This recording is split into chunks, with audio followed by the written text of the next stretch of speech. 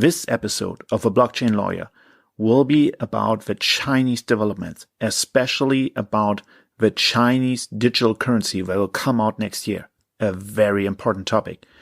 And it will also contain a little rant on blockchain and why I'm not happy with the current state of blockchain. Have fun.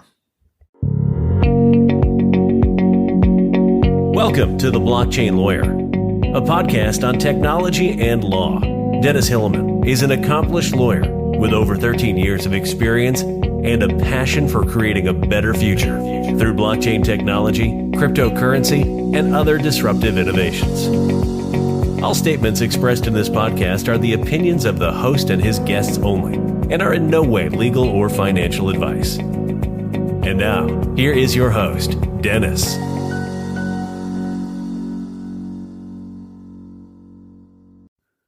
Hello everyone and welcome to this new episode.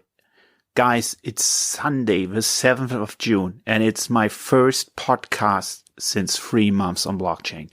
My name is Dennis Hilleman and let me tell you what I have been up to in the last 3 months. As you all can guess, I've been dealing with the COVID-19 situations in Germany. I have been assigned to KPMG's COVID-19 task force in Germany. And I've been counseling state aid mostly within the last weeks because a lot of companies have been hit quite hard, as it's probably the case all over the world. So I won't get into too much details. But that's why I had disappeared from the world a little, from the blockchain world at least. And I hope you guys can understand that. And I'm glad you're back. And I hope you and your loved ones are well and healthy and will continue to be so. Mine are, and for that I'm super thankful. So basically now that we are settling into the new normal, which while I don't know what that is, but nonetheless, while we're settling into this, I will be back into the blockchain community and I want to talk about blockchain related things. And the first thing I really want to talk about, even if you guys don't like it, is that I have been a bit disappointed with the blockchain community in the last weeks. When the pandemic started first, like when COVID-19 spread all over Europe and then later to the US and caused all this tragedy, I've seen posts on LinkedIn that were like favoring even COVID-19, especially when the stock market went down, and saying that now it's the end of capitalism as we know it and now could be the age of the digital currencies. And I thought that was very rude and very hard concerning if we saw what happened all over the world. Especially if you notice that Bitcoin went crashing down as well and all the other cryptocurrencies too with it. And is now I know it's now going up again, nearly 10K at the moment that I record this podcast. But nonetheless, it showed to me that Bitcoin and the other cryptocurrencies are very much objects of speculation as well. And there's little use to them at this point. Also,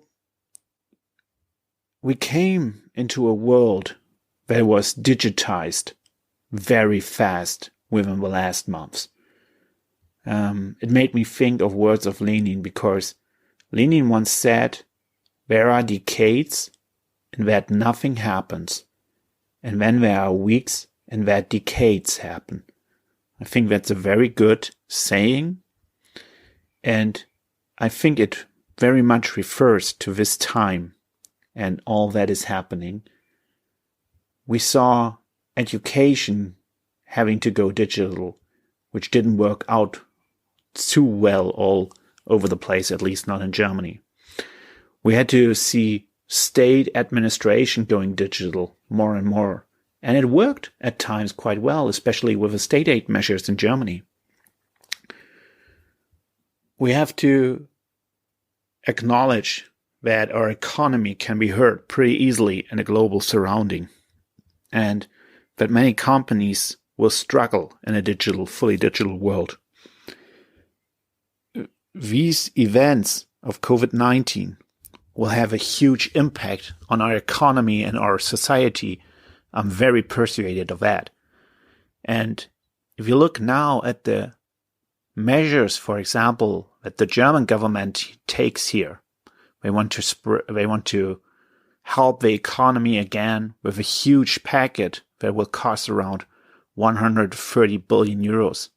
And there will be a lot of investment into digitalization, but also into sustainable solutions and sustainable development for economy. If you see all that, I ask myself, where's blockchain?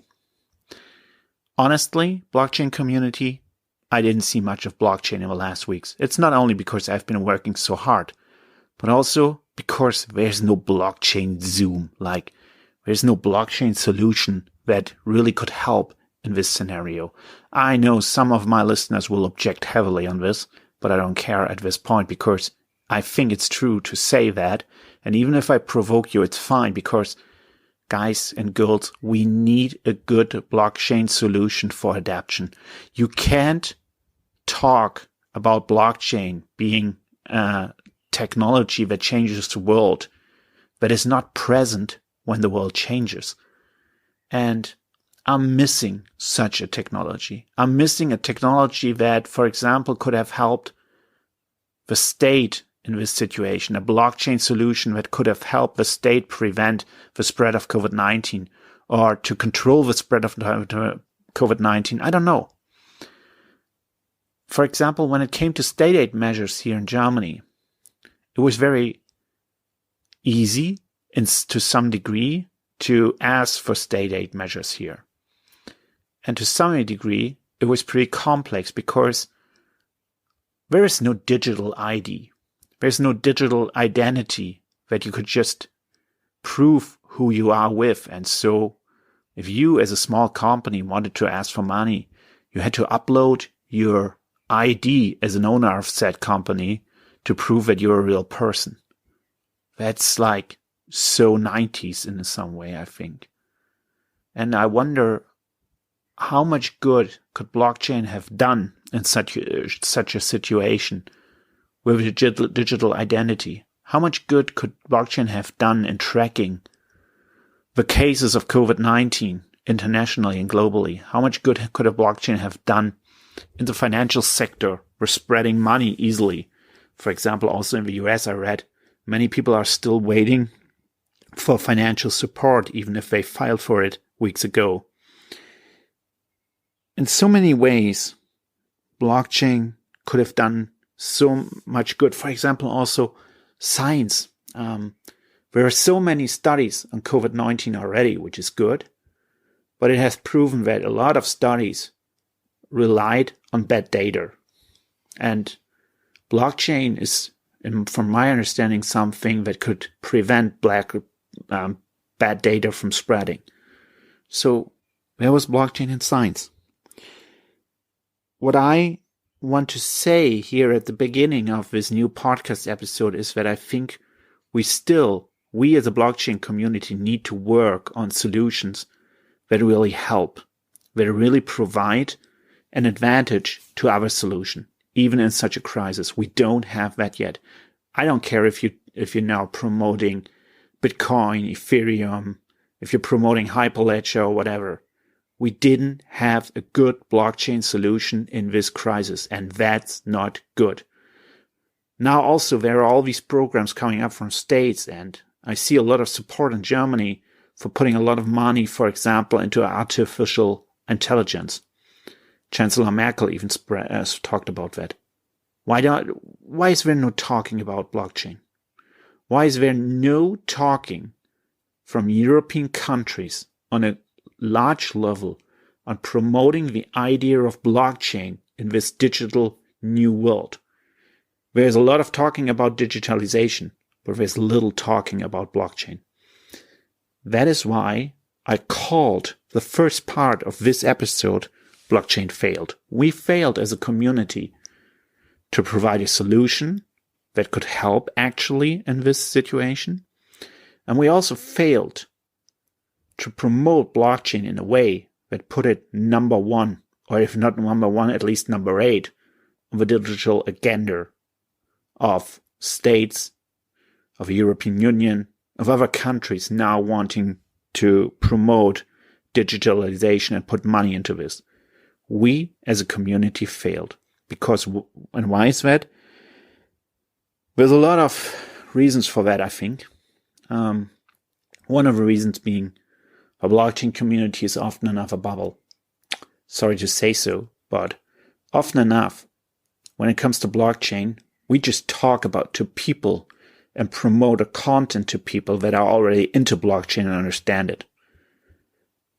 That's not what we should be doing. We should promote blockchain to those who don't understand it. We should promote blockchain to those who need solutions and provide simple and easy to use solutions, not complex solutions that I barely understand if someone explains them to me. I know I'm not the brightest guy when it comes to technology and blockchain, but if I don't understand them, you won't make a lot of people outside of the community understand them. So we need to think of such solutions, and I hope that maybe some who listen will take a step back while and listening to this and think about solutions that could really help and that are easy to promote. And second, we need to still educate people on blockchain and its benefits. And we need to educate people as a community on that. We don't need to educate each other anymore. We need to educate the world. And that is what this podcast will focus again on. Because I've been mistreating that a little. And that's why this podcast will go from now on more again into educating people. And anyone who wants to share their opinions on this podcast on how we can educate and spread the idea of blockchain.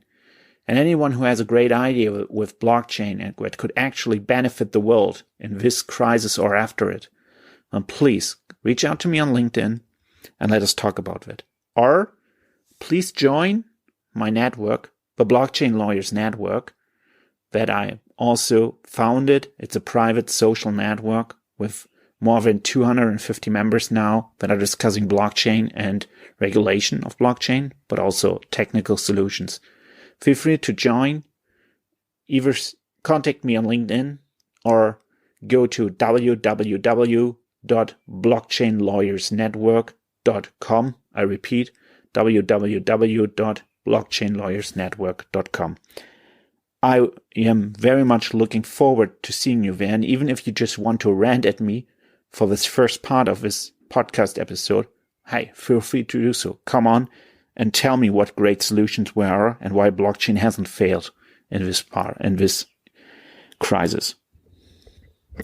So now that we went through this little rant of mine, let's go into the Chinese cryptocurrency, because there are news on this cryptocurrency, and I think that is a development that we actually should talk about. There are actually two things that we should know about China and its blockchain plans and its cryptocurrency plans. There's first the country's central bank digital currency, named DCEP, which is reportedly already being tested since April in 4 cities in China. And the second development that I also think is super interesting on a global scale is the blockchain-based service network, or BSN, which is already fully functional in China. And while I've been already talking about the Chinese cryptocurrency on this podcast, I haven't yet been talking about the blockchain service network. And that's what we're going to change today too. We're going to talk about both of them, the cryptocurrency and the service network. In a nutshell, this service network is a global infrastructure designed for helping blockchain projects launch applications at lower costs. Basically, this is something that I've already been discussing in Germany at some events. Do we need a state-driven blockchain, or do we need at least a state-driven blockchain network? And of course, the evangelists of blockchain and Bitcoin, they were like saying, oh my God, no, that's all what blockchain doesn't stand for. We don't want a central solution by the state because blockchain is decentralized. It should give power to the people away from the state and the companies and the authorities. But honestly, guys, if you want blockchain to spread, I think you should reconsider that. I'm not saying that China's plan is good because, of course, we know what China might be doing with this, and we're going to talk about this soon. But nonetheless, we saw in this COVID-19 situation that the state is really still important, that it plays a huge role in our lives. And that is why we shouldn't look at the state when it comes to blockchain in such a way and degrading way. Maybe the state could help promote blockchain and help even startups running blockchain applications on a public-driven blockchain. I don't know. It's just something that I want to discuss as well in the future, and at least China's going already way. So let us talk about what's going on in China. I already informed you that China wants to promote blockchain because in October 2019, Xi Jinping, the chairman of the People's Republic of China, said that China will play a huge role in blockchain. China actually thinks, according to reports, that blockchain could be 10 times bigger than the internet, and it wants to be the international leader in blockchain. This is why it started already in 2014 a project on a state-driven cryptocurrency, which obviously now, as DCEP, could become fully operational pretty soon. And it could make China the first country in the world to introduce a digital currency on a large scale. So let's talk about this digital currency. DCEP stands for Digital Currency Electronic Payment. There's no official information yet when it will be spread out on a national base, but there are some heavy rumors that this will be in the case in the mid of 2021 already. China says that by this digital currency, by this cryptocurrency run by China itself, it can diminish the risk that come from private currencies. And honestly, if you're honest, that is not so untrue. How many private cryptocurrencies are out there? 10,000? I don't know. And how many of them are just used for speculation? Probably like 99.5%. I don't know, probably even more. And you know how it is, like they go up about 50% one day, and the next day they go down by 80%. It's just not financial stable. And so China can, of course, say that they want to use this cryptocurrency to make sure that there's no such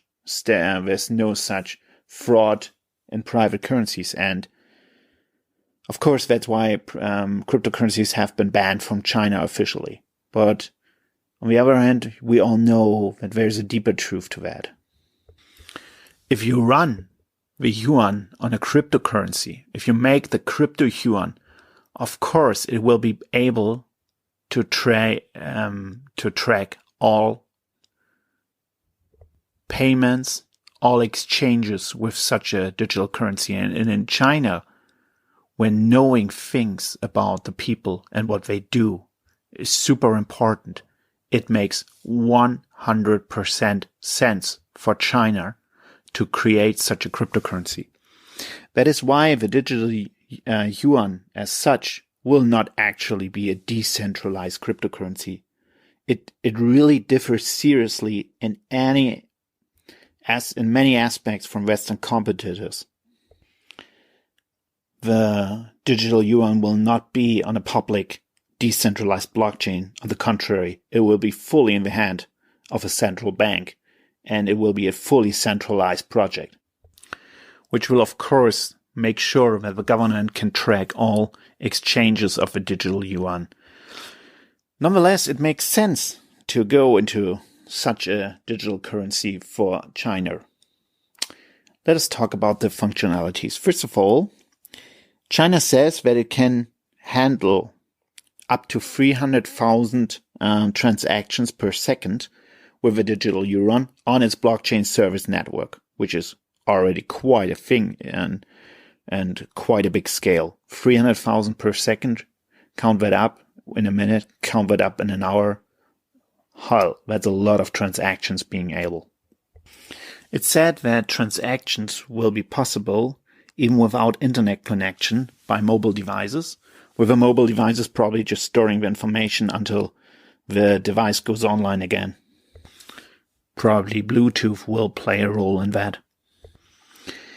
And it will be functional, probably first between the central banks and the commercial banks, and then it will become functional between commercial banks and the economy as such.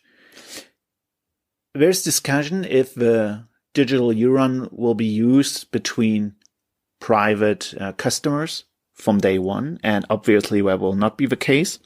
In China, there's that WeChat is very popular, and you can send money via WeChat easily by WePay. So in China, it's very common to use money electronically. So basically, if you think about that, the digital yuan as such is not like a big thing, because already now you can pay easily digitally. I even do that when I go here to the supermarket. I actually, in these times now, with COVID-19, I rarely pay with cash. I pay with my iPhone using Apple Pay, and my credit card is stored on the iPhone. So basically, I pay electronically, fully. And that's what China will do too with the digital yuan. So what does it change? The thing is, it will allow for a very new economy. We all know that cryptocurrencies can allow very few new transactions between customers and banks, but also between banks and the central bank. And it's already said that third parties can also be involved in the secondary issuance of the digital money. And in this way, the digital yuan becomes a kind of digital cash substitute, because after all, the Chinese state cryptocurrency should only replace circulating cash reserves, but not side depositors of bank accounts. So you see, like, the digital yuan will come easily into play, like it will just replace the solutions that are already there. And so China could get easily into the digital cryptocurrency world. And by this creating a digital currency that is fully under its control, that is circulating first fully in China, and then starting to circulate all over the world. Because I think that especially businesses from the Western world will have to adapt to the digital yuan pretty easily to trade and to make business in China. They will probably have to agree to use the digital yuan. And by that, China could easily spread the digital yuan all over the world. And China says what it wants to do with the digital yuan is to stabilize and even broaden the financial transaction. Because you see, in China, you got a lot of workers that wander from one job to the other, from city to city. They don't have bank accounts in that classical way. They get often paid in cash. And they are excluded in a way from the financial system. And with the digital yuan that they can carry with them on their cell phones and pay easily via their smartphones, they can become part of a full financial system pretty easily, because you see, that's different from Europe, where a lot of people already have a bank account. You have unbanked people in China, so it makes sense to create such a digital yuan also, so that surveillance around these people is still possible. And also, the Chinese cryptocurrency is suitable for any financial operations because of its high throughput, including traditional retail transactions and even micropayments. Micropayments are, of course, a huge issue. For example, pretty much in Germany, if you go to some stores, you can't pay with electronic cash unless you reach a certain sum because of the amount that the retailer has to pay to the bank or to the credit card service for using its service. So micropayments are often still done in cash here in Germany. And of course, they are still done in cash in China. But with a digital yuan, they can be so much easier. And then you can create so many more businesses that run over micropayments and that sum up at great sums. Oh, when it comes to they come to huge amounts. For example, you can use them in traffic easily if payments are done automatically through smart contracts. We've talked about that on this blockchain too. For example, I enter a bus. I don't need to buy a ticket at first. Like just by entering the bus, the ticket is automatically bought and it's automatically paid with a digital yuan. If I go into a theater, no entry control anymore. Like the moment I walk in, the sum that I have to pay is paid automatically. You can do so much business automatically with a digital cryptocurrency. You can create so many more business opportunities. You can create machine-to-machine business. We all talked about this on this podcast. So a digital cryptocurrency being used on a wide level, on a national level of 1 billion Chinese people, that will have a huge, huge impact. And what China also wants to do is to strengthen its own national currency. China is the second economy in the world and the least dependent on all prices. Like China is the least dependent on all prices, but it is dependent very much on the dollar. And what China wants to do with creating the digital yuan is to get less and less dependent of the dollar.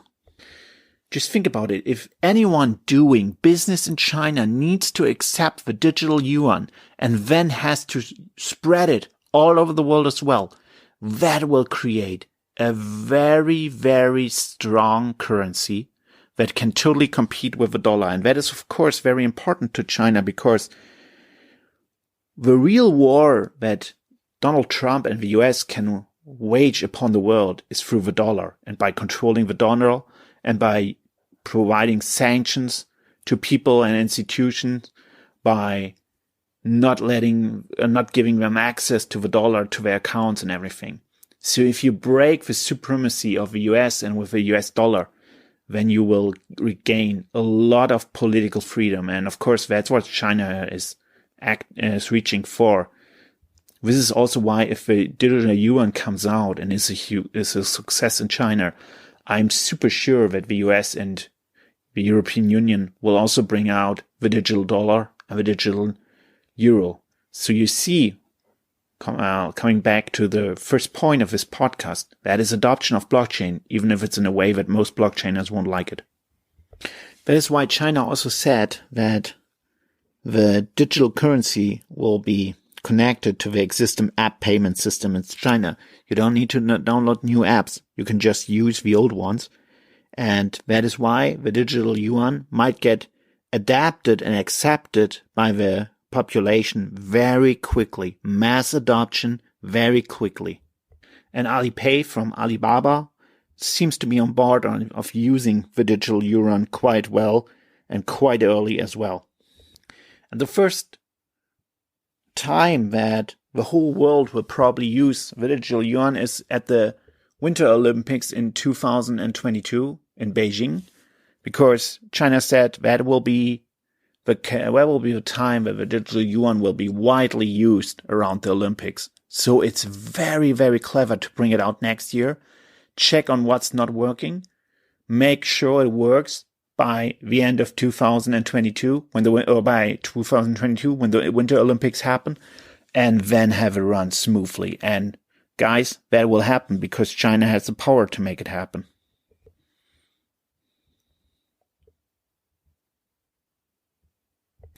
So basically, we're facing a huge revolutionary project, and China could be the first major economy to introduce a digital currency. There are milestone initiatives already running out, where blockchain service network connecting all the dots. Unfortunately, the cryptocurrency and the network will be centrally controlled, meaning that it's actually no blockchain. Well, of course, there is some blockchain elements involved. And the possible partnership with the private and public sector to strengthen the natural currency yuan could actually mean that China will break the dollar dominance within the next 10 years. So what I think is we're seeing a huge revolutionary development at this time, and we should be aware of it. Anyhow, this was the first episode after the beginning of the COVID-19 situation on the Blockchain Lawyer, and I hope you enjoyed. I also hope that I will see you online again, that you will reach out to me on LinkedIn if you want to be part of the show or comment on it, or I will see you back on the Blockchain Lawyers Network. Feel free to join www.blockchainlawyersnetwork.com. I'm happy to discuss everything with all of you. So this is it for today. Hope to see you soon, and thank you for listening. Stay healthy. Thanks for listening and tuning in, Dennis. If you want to learn more about Dennis, please visit his website, theblockchain.lawyer, or connect with him on LinkedIn or Twitter. Until next time, everyone.